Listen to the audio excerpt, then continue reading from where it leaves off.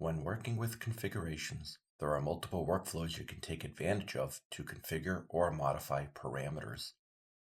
Right-clicking an object in either the 3D modeling environment or parts list presents options to change configuration parameters or set suppression state.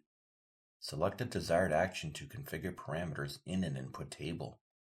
This workflow allows parameters to be configured on a per-object basis. Expanding the configuration flyout displays an option to configure assembly features.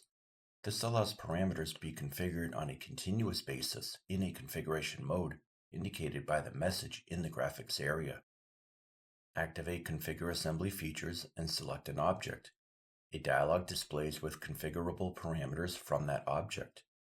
Right-click on a parameter to display the inputs that parameter can be applied to. Once a parameter has been added, add additional parameters from that object or select a different object and repeat the previous steps. When finished, click Done in the dialog box at the top of the browser window.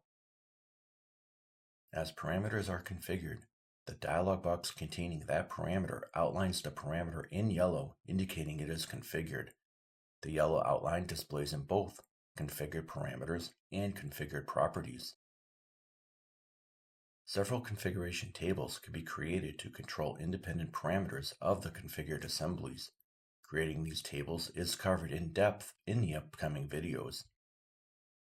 Once configuration tables are created, data entered into an input table can be copied and pasted into a spreadsheet program. This allows parameters to be modified quickly, taking advantage of a spreadsheet and formulas. Expand the overflow menu and select Copy Table. Switch to a spreadsheet program and paste the copied data. Working with spreadsheets is covered in the lesson Working with Configuration Tables. You can also rename, reorder, and delete tables from the overflow menu.